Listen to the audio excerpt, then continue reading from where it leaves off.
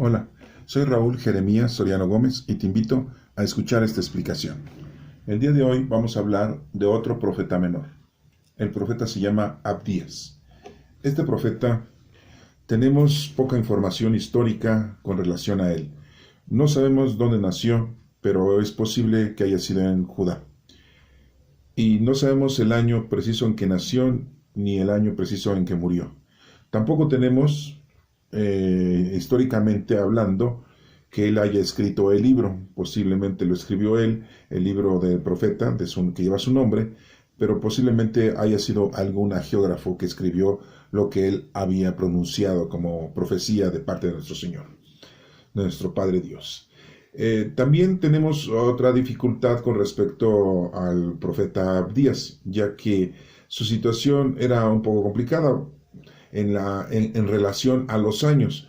Unos dicen que vivió antes de que fuera embestida la nación israelita por el rey Nabucodonosor II y que haya sido invadida la ciudad de Israel y haya destruido la ciudad. Dicen que fue antes su profecía. Otros dicen que fue en la mera época, en la época en que mismo Jeremías estaba profetizando. Tenemos una dificultad bastante amplia y concisa con respecto a esos datos importantes que para nosotros pues son bases o básicos, ¿no? Para poder entender muchas cosas históricas. Pero bueno, desafortunadamente no lo tenemos así. Su libro nada más contiene 21 versículos. En realidad es muy poca la información profética que tenemos, pero muy importante, definitivamente.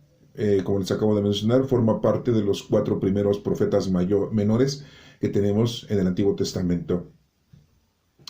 El nombre de Abdías, quiero informarles a ustedes que significa sirviente de Dios. No sabemos su nombre verdadero porque este es un apodo. Al igual que hemos visto y hemos estudiado en otras ocasiones, que tenemos sobrenombres en muchos personajes bíblicos. Por ejemplo, Jacob le fue cambiado el nombre y Dios le cambió el nombre y le puso Israel. Ahí sí es un nombre, le cambia el nombre de Jacob y le pone el nombre de Israel. Ahí sí lo podemos nosotros denotar. Anteriormente, el abuelo de Jacob era Abraham, así, Abraham. Y después Dios le cambia el nombre y le dice que es Abraham. Abraham significa Padre Excelso. Y Abraham es Padre de todas las naciones. A Sara, su nombre anterior era Sarai, y Dios le cambia el nombre y le dice Sara. Pero ahí sí les cambian los nombres, nuestro Dios, nuestro Padre, les cambia los nombres a ellos. Pero llega un momento en que nos hemos dado cuenta de que algunos personajes bíblicos tienen su nombre, pero les llaman por sus apodos. Y lo vemos mucho en los 12 discípulos de nuestro Señor Jesucristo. Hay muchos que se denominan con sus apodos y no con sus nombres verdaderos. Y de hecho nuestro Señor Jesucristo a uno de ellos le cambia el nombre. ¿Sí?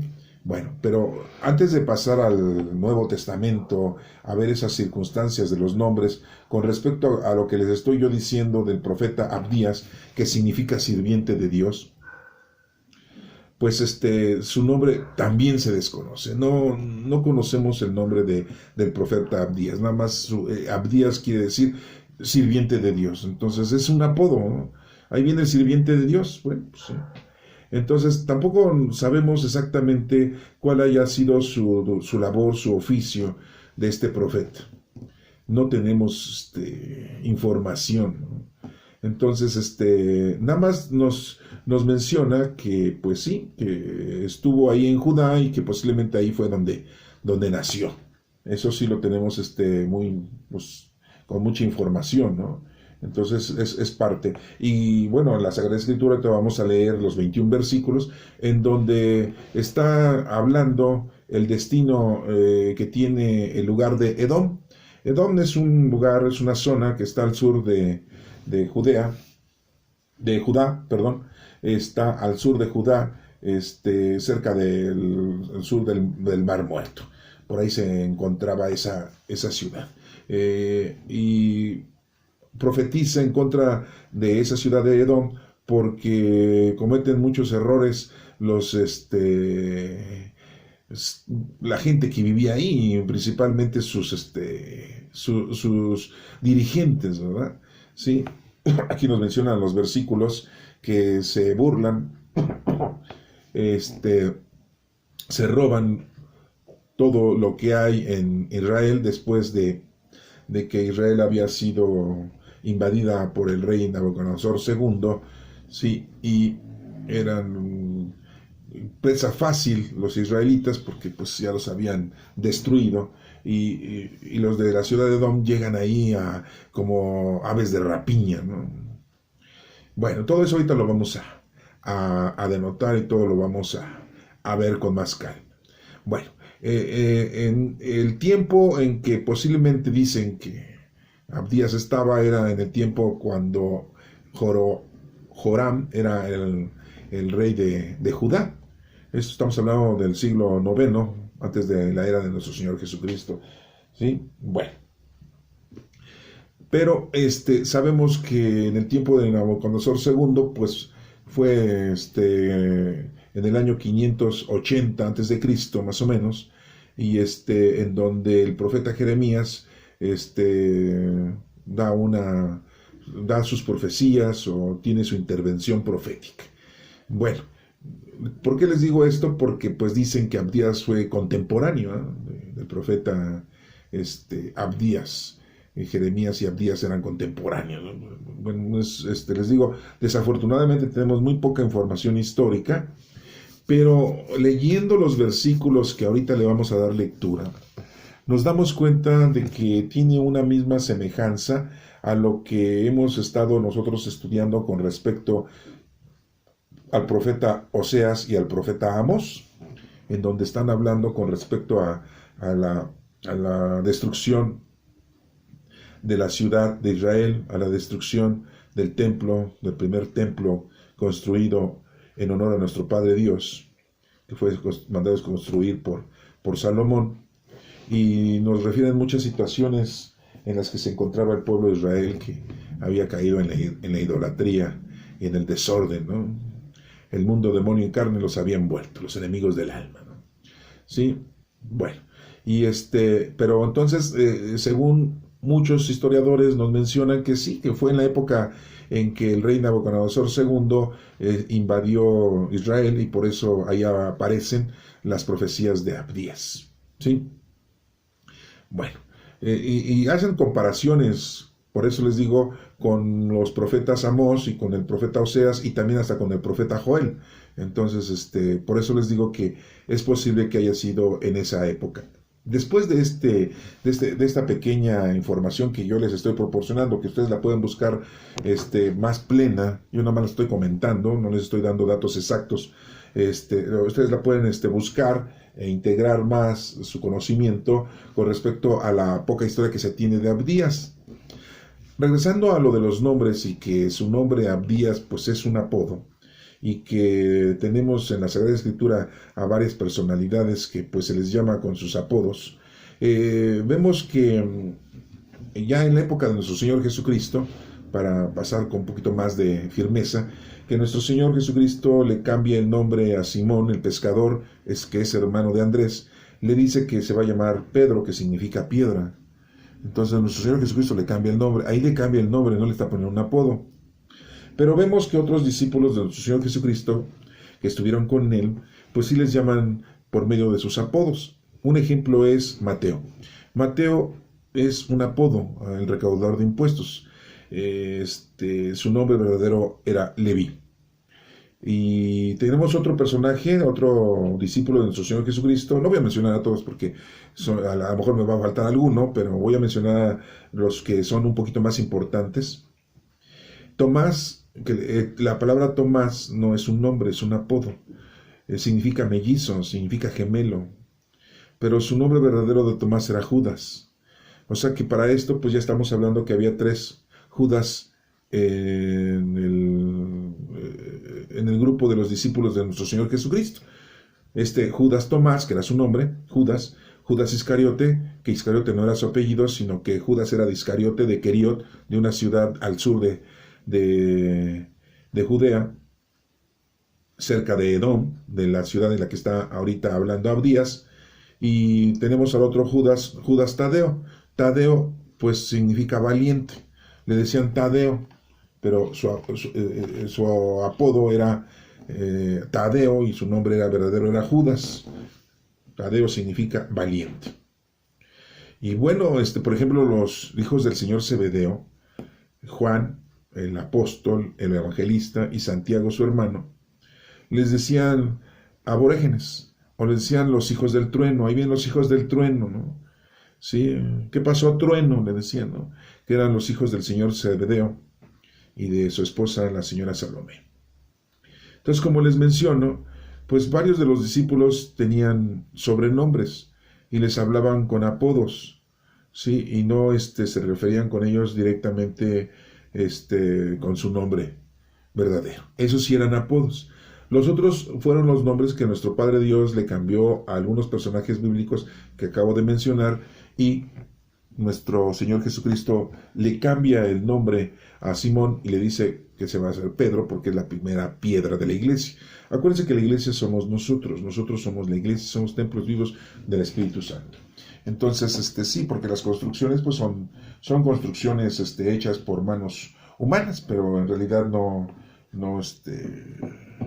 a eso pues le decimos iglesia, ¿no? Pero la iglesia somos nosotros, ¿sí? Que quede claro eso para que no haya ninguna duda, ¿no? Bueno, entonces pues vamos a pasar a ver los 21 versículos del profeta Abdías después de esta introducción. Y también quiero decirles que según la historia, nos dice que Abdías fue mayordomo de Acab, ¿sí? Entonces, que los dos, pues, eran muy acercados a las cosas del Señor, eran muy cumplidores, tenían mucha fe en nuestro Señor, y bueno, pues, eso dice la historia, ¿no? Entonces, posiblemente, ¿no? No lo sabemos a ciencia cierta, ¿no?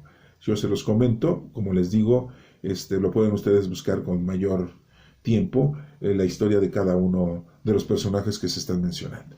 Yo aquí les invito a escuchar esta explicación para hacer una relación con respecto a la palabra de Dios que vienen en estos 21 versículos. Ese es el interés de estas explicaciones.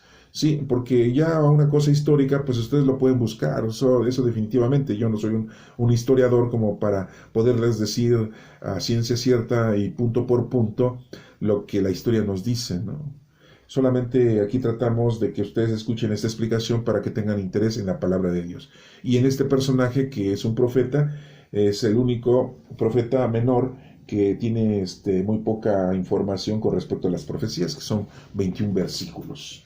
Bueno, pues vamos a entrar en lleno a los versículos para que los podamos ir entendiendo.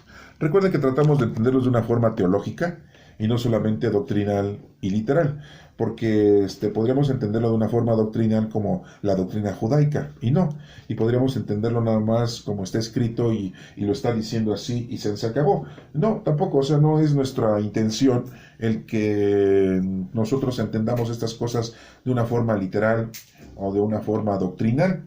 Lo que queremos es que ustedes lo vean de una forma teológica. ¿Por qué? Porque es un estudio más profundo de las cosas del Señor. Entonces así le podemos tener un poquito más de concentración y podemos entender las cosas de mejor forma, porque muchas veces nosotros nos quedamos con lo doctrinal, con lo que dice literalmente la Sagrada Escritura, y a veces tenemos hasta ciertos problemas de entendimiento, porque decimos, es que la Sagrada Escritura se contradice, y empezamos con ese aspecto, ¿no? Y entonces, pues para no caer en eso, por eso yo les invito a que esta explicación la veamos de una manera teológica, no doctrinal, ni mucho menos nada más literal, ¿no? ¿Sí? Y bueno, pues histórica ya les acabo de mencionar, ¿no? Ustedes pueden buscar la información histórica de todos los profetas, en este caso del profeta Abdías, para que la tengan ustedes un poquito más más exacta, ¿no? Sí. Bueno, empecemos a leer los versículos, y voy a leer los versículos y me voy a ir deteniendo en cada uno de ellos para que los podamos entender teológicamente hablando. Y voy a hacer comparaciones para que los vayan ustedes tomando y los vayan ustedes entendiendo y los vayan ustedes saboreando, ¿no? Vulgarmente lo decimos así. Dice, Profecía que Abdías recibió del Señor por revelación. Fíjense cómo empieza aquí. Profecía que Abdías recibió del Señor por revelación. O sea, como que alguien nos está diciendo. Por eso les digo que es posible que un geógrafo haya escrito lo que Abdías profetizó. Bueno, hemos oído un mensaje del Señor, dice. Hablando que el mensaje es de nuestro Padre Dios. Un mensajero ha ido a las naciones a decirles en marcha, vamos a la guerra contra Edom. ¿Sí? Un mensajero. ¿Quiénes son los mensajeros? En la Sagrada Escritura hemos entendido que los mensajeros son los ángeles. Pero en este caso, pues son los profetas, que son los que llevan el mensaje. Recordemos que Dios les ha dado la oportunidad a las personas, y hemos visto que ha escogido mucho a los pastores para que lleven su palabra a los pueblos.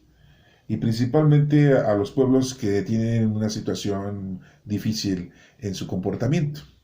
Y ya lo vimos en el pueblo de Israel, que en ese entonces pues, se habían vuelto muy idólatras y habían hecho ídolos. Había mucha injusticia, había mucho robo, había mucha humillación, y endeudaban a la gente para después decirles, pues ahora como no me puedes pagar, eres mi esclavo. Y los vendían, los propios compatriotas, ¿no? Y bueno, pues todo esto pues no lo permite nuestro Padre Dios, y mucho menos a ese pueblo que el Señor nos ha siempre explicado que es el pueblo escogido de nuestro Padre Dios para podernos brindar la salvación a todo el género humano, a toda la humanidad. Bueno, entonces aquí dice, un mensajero ha ido a las naciones a decirles, en marcha, vamos a la guerra en contra de Edom. ¿Por qué en contra de Edom? Porque Edom se había burlado y se había aprovechado de la desgracia del pueblo israelita cuando había caído en manos del rey Nabucodonosor II. Y la gente que se quedó ahí en Israel, pues fue saqueada por segunda vez, fue humillada por segunda vez por los del pueblo de Edom, que está al sur de Judea. Y nos dice en el versículo 2, voy a hacerte pequeño entre las naciones y a humillarte en gran manera. Así dice Dios al pueblo de Edom. Lo que hiciste en contra de mi pueblo escogido te va a costar muy caro. En el versículo número 3 dice, tu orgullo te ha engañado, vives en las grietas de las peñas y habitas en las alturas, y por eso has llegado a creer que nadie puede derribarte. Esto pues es la semejanza o lo que nosotros hoy le llamamos la soberbia. Se han ensoberbecido la gente de Edom y ya se creen muy, muy orgullosos, ¿no? Y su orgullo los ha engañado, dice el Señor, bueno, sí, y ya porque vives muy alto y has vencido, ya te crees muy, y Dios pues te va a derribar.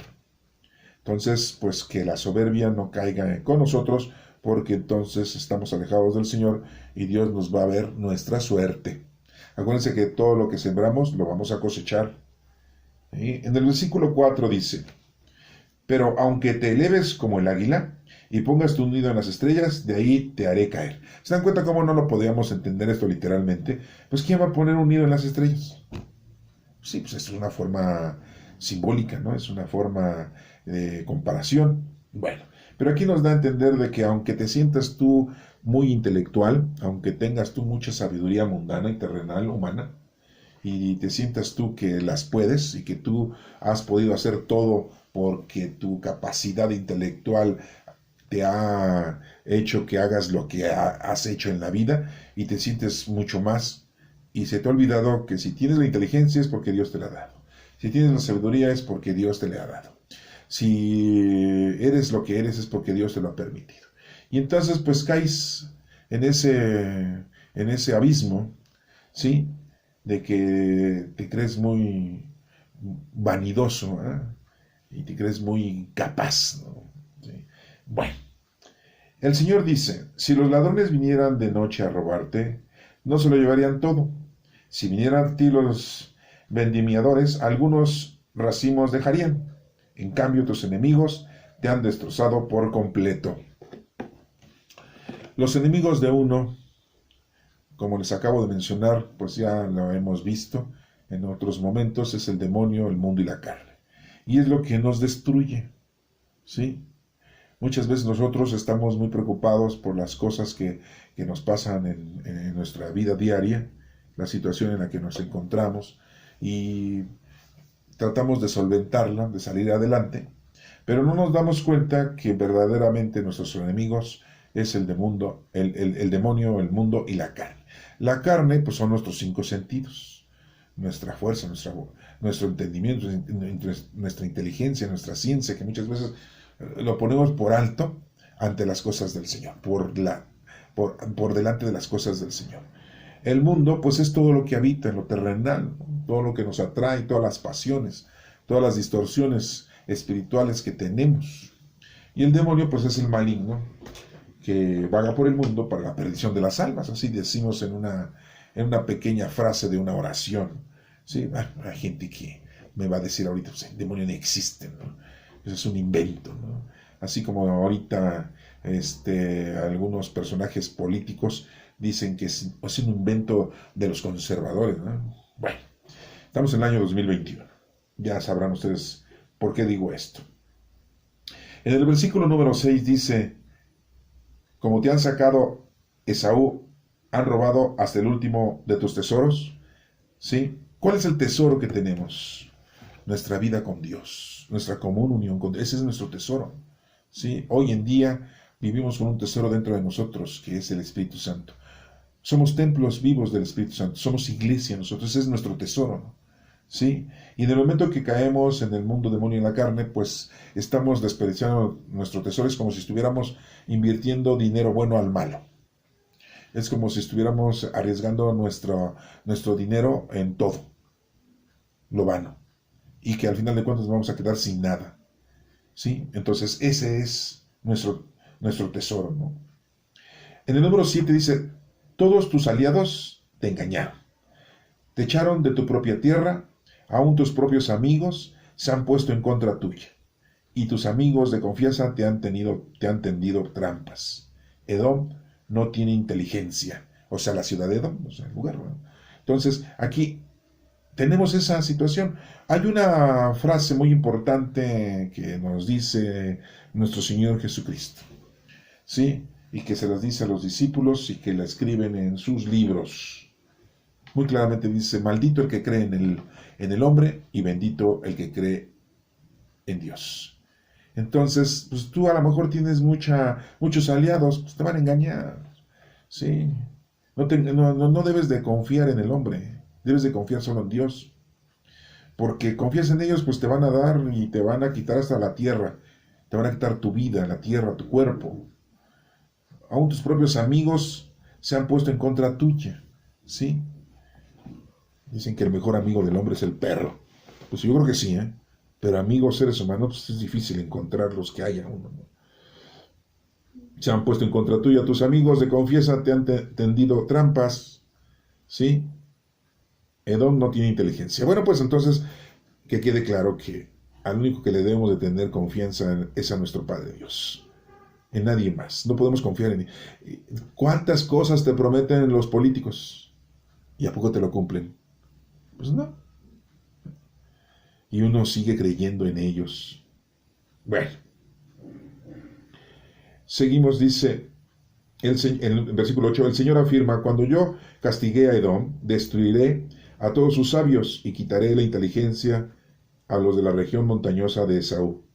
O sea que el Señor va a acabar con toda esa inteligencia mundana y terrible que muchas veces nosotros nos envuelve y nos hace que nos alejemos del Señor. 9. Los guerreros de Temán temblarán de miedo, y en la región montañosa de Esaú no quedará nadie con vida. ¿Sí? Bueno, pues a toda siembra va a haber una cosecha. Si tú siembras orgullo, soberbia, vanidad, envidia, pues vas a tener todo eso en contra tuya y te va a destruir. En el número 10 dice: quedarás cubierto de vergüenza y destruido para siempre, por haber maltratado y matado a tu hermano Jacob.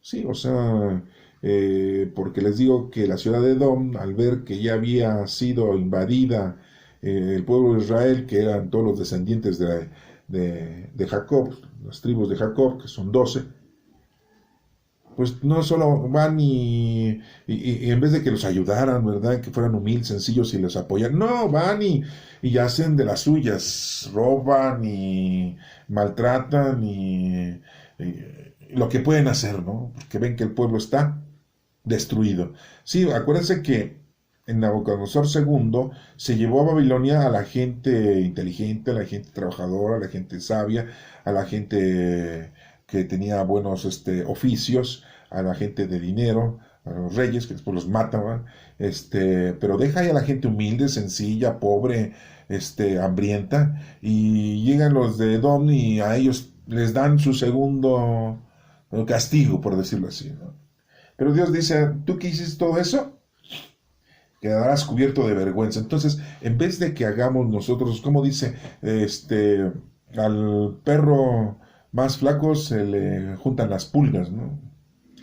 En vez de que ayudemos, no, vamos y nos aprovechamos de la gente que está mal, ¿no? Y que ha sufrido y nos aprovechamos de esa persona, ¿no? De esas personas. Pues nos va a ir mal si hacemos eso. En el número 11 dice, cuando el enemigo saqueó las riquezas de la ciudad, cuando los soldados extranjeros rompieron las puertas de Jerusalén, tú te hiciste a un lado. Cuando se rifaron sus despojos y se llevaban sus riquezas, tú te portaste como uno de ellos. O sea, en vez de que los de la ciudad de Edom ayudaran a los israelitas, no, le entraron también a hacer o a mancillar, a humillar, a destruir, ¿sí?, a los israelitas. No debiste alegrarte de ver a tu hermano en el día de tu desgracia, de su desgracia, ni debiste alegrarte de ver a Judá en el día de su ruina, ni debiste burlarte de ellos en el día de su angustia. Bueno, pues aquí nos menciona el Señor lo que pasó en ese entonces de los de la ciudad de Edom que hicieron todo eso en contra del pueblo de Judá, y entonces nos está invitando a nosotros que no seamos burlones, que no nos burlemos de la desgracia, que no nos alegremos. Sí, porque muchas veces nosotros nos alegramos porque ya se murió fulano de tal, ¿no? Ay, qué bueno que se murió el desgraciado, ¿no? Qué bueno que se murió la condenada vieja, ¿no? Porque así hay mucha gente, ¿no? O sea, no le tienen consideración. Y no solo eso, dices, ahora que están solos los hijos, ahora sobre de ellos les voy a dar, ¿no? Sí, los secuestran, los matan, los violan, sí, y ya como que se sienten ustedes como que ya cumplieron con su deber de venganza, ¿no? Pues, Dios nos está pidiendo que no caigamos en eso, ¿eh? Tengamos mucho cuidado, ¿eh? No vayamos a caer en esos precipicios. Número 13 dice, no debiste entrar en mi ciudad el día de su sufrimiento, ni debiste alegrarte de su desgracia el día de su infortunio, ni debiste robar sus riquezas el día de su calamidad. Les digo que los de la ciudad de Edom fueron y saquearon lo poquito que dejaron los de Babilonia, ¿no? Y dice muy claramente Dios, no debiste entrar en mi ciudad, porque es la ciudad de nuestro Señor, nuestro Padre Dios. Ahí estaba el templo. Fue destruido, sí, pero ahí en ese lugar nuestro Padre Dios lo había elegido. Que se portaron mal sus chamacos, bueno, pues ya les dio sus nalgadas, ¿verdad? Les dio sus apes, pero los va a perdonar y los perdona, ¿verdad? Y los vuelve a reunir cuando llega el rey Ciro, ¿sí?, de Persia, y le pone sus cocos al rey Nabucodonosor II, ¿verdad? Y lo derrota, ¿eh? Sí, porque pues ya saben que así era antes, ¿no? Y creo que hoy pues, se ha detenido un poquito la situación en esta época, pero anteriormente llegaba a un pueblo y atacaba al otro, y si le ganaba, pues apoderaba de todo. Pero después llegaba otro también más fuerte y pum, o sea, siempre hay uno más malo que el otro, ¿no? Bueno, entonces, 14 dice, no te debiste parar en las encrucijadas para matar a los que escapaban, ni debiste entregar a los que huían en el día de la angustia. Imagínense, no solamente los buscaban ahí adentro, sino hay gente que trató de escapar, ya pues los correteaban y los perseguían y los mataban, ¿no? Bueno, pues esto nos hace ver que nuestra inteligencia, nuestra capacidad, pues que sea no para lo malo, sino para lo bueno. Y que en vez de hacer eso, pues hagamos lo que hizo el samaritano. ¿Se acuerdan de esa parte bíblica en nuestro Señor Jesucristo cuenta que hubo uno asaltado, ¿verdad? Que iba de Jericó a Jerusalén, ¿sí? Y fue asaltado y golpeado, casi moribundo. Y pasó un sacerdote y no le ayudó. Bárbaro, ¿eh? Pasó a un levita y tampoco le ayudó, ¿eh? Pero pasó un samaritano y le ayudó. Imagínense, nada más faltaba que el sacerdote y el levita y el samaritano pasaran y lo vieran y hasta el último calzón le quitaran, ¿verdad? No, o sea, bueno, pues eso pasó ahí. Entonces por eso el Señor nos pide, no hagan eso, ayudemos al desvalido, ayudemos al necesitado, ¿sí? No hagamos eso porque entonces sobre nosotros va a caer esa promesa de que a toda acción que hagas viene una reacción. Con la vara que mides serás medido, ¿eh? Con la espada que matas, a la espada mueres, dice. Le dijo Jesús a Simón Pedro cuando sacó la espada, cuando fue la aprehensión de nuestro Señor Jesucristo en el huerto de los olivos, de noche, de madrugada, y que un oficial, ¿sí? Simón Pedro le corta la oreja, ese llamado oficial se llama Malco, y por eso Jesucristo le dice, no hagas eso. Pues te estoy defendiendo, maestro, no me defiendas así. Así no es la forma de defenderme. Si Jesús hubiera querido, traía ángeles con un ángel. No había dos ni tres, no, está con un ángel que llegara, les ponía a todos una buena madrina, a todos. Acuérdense de ¿cuántos ángeles fueron a destruir Sodoma y Gomorra? ¿Cuántos? ¿1,000? ¿1,000,000? Nada más dos. Dos angelitos, ¿eh? Angelitos, muy bonitos. Ay, qué preciosos angelitos, ¿eh? Sí, pues son los que fueron a cumplir la palabra de nuestro Padre Dios, a darles cranky a todos los de Sodoma y Gomorra. Bueno, bien. Ya está cerca el día del Señor para todas las naciones, nos menciona en el número 16. Como fue de amarga la copa que ustedes bebieron en mi santo monte, así de amarga será la copa que las demás naciones beberán sorbo a sorbo y desaparecerán por completo. ¿Sí? Así van a sufrir esas naciones que le hicieron daño al pueblo de Israel. Y bueno, como les digo, a toda acción viene una reacción. Entonces, lo que siembras vas a cosechar, ¿eh? O sea, si siembras bondad, si siembras paz, amor, pues vas a tener bondad, paz y amor. Pues, si siembras maldad, pues vas a tener maldad, ¿sí? Y eso pasa en las familias. Si tú educas a tus hijos de mala forma, pues tus hijos al rato, cuando sean grandes, pues son delincuentes. Y son capaces hasta de matarte, ¿no? Sí. ¿Ustedes creen que van a respetar al papá y la mamá? Pues no. Les van a dar cranky también, ¿no? Bueno. Perdón por la palabra cranky, para no decir, los van a destruir, ¿no? Sí. Es una expresión vana, pero bueno, yo quiero darle ese formato, pero también los va a destruir, los hijos van a destruir a los padres, ¿no? Acuérdense la Sagrada Escritura que nos dice, en una familia estarán los hijos en contra de los padres, ¿no? 3 contra 2 y 2 contra 3, dice la Sagrada Escritura, ¿no? Va a haber problemas, ¿no? ¿Sí? Número 17 dice, pero el monte Sión será un lugar santo, a donde algunos lograrán escapar. Los descendientes de Jacob recobrarán sus tierras. Pues sí, no podían desaparecer todo el pueblo de Israel o todo el pueblo de Jacob, porque de ahí iban a ser un descendiente.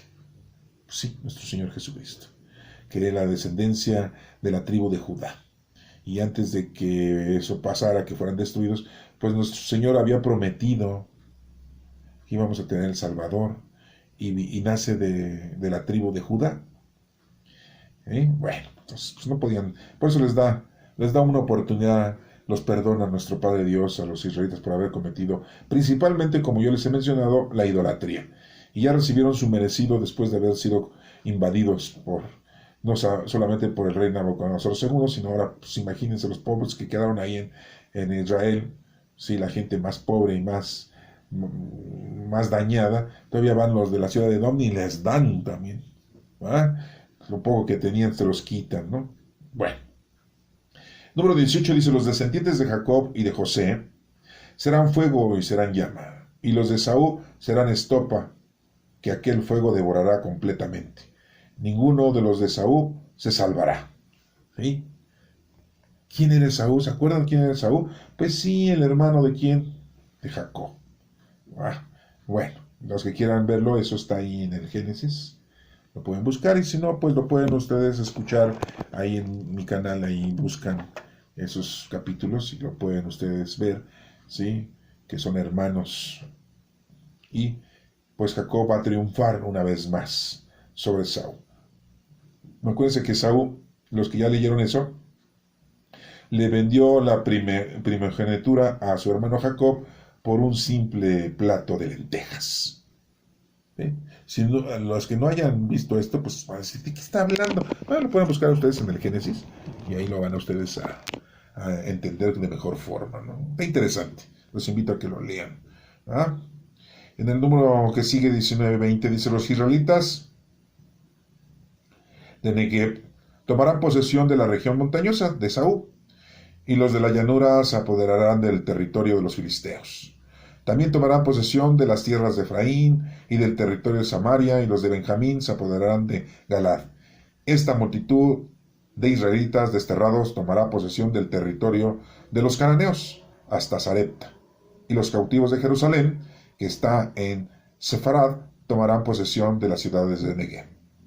Subirán victoriosos al monte Sión para dictar sentencia contra los de la región montañosa de Esaú, y el Señor será quien reine. Bueno, pues aquí está exactamente diciendo cómo va a ser la posesión de todos esos lugares, y que, pues, en el versículo 21 dice: subirán victoriosos al monte Sión para dictar sentencia contra los de la región montañosa de Esaú.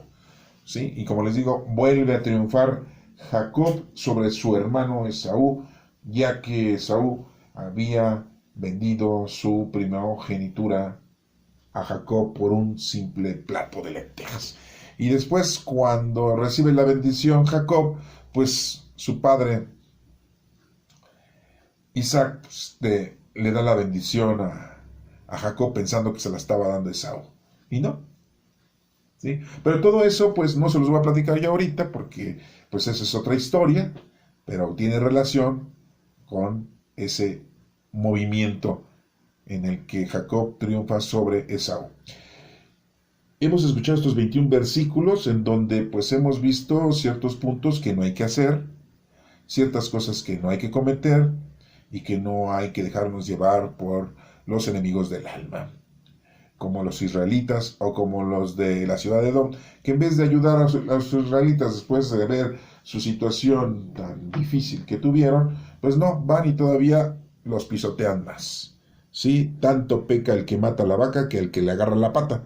Entonces aquí, pues el que estaba agarrando la pata pues era Edom, de la ciudad de Edom, ¿sí? Y el que mató a la vaca pues eran los de Babilonia, encomendados por el rey Nabucodonosor II.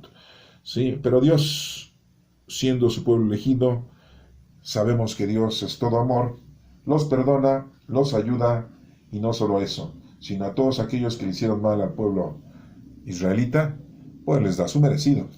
Y no es de que Dios intervenga en el sentido de que, ay, Dios cómo defiende y los está castigando a los demás y les da sus nalgadas a los israelitas. No, simple y llanamente todas las escrituras, todos los hagiógrafos son seres humanos. Entonces ellos nos lo ponen de esta manera para que lo podamos entender.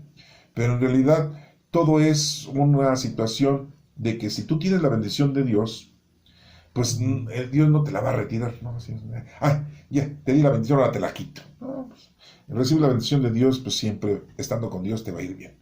En el momento que tú te separes, la bendición no ejerce su fuerza porque tú estás ejerciendo una fuerza en contra de Dios. Pero entonces, tú lo que siembras lo vas a cosechar. Y el Señor no quiere eso, quiere que siembres lo que Él te está dando.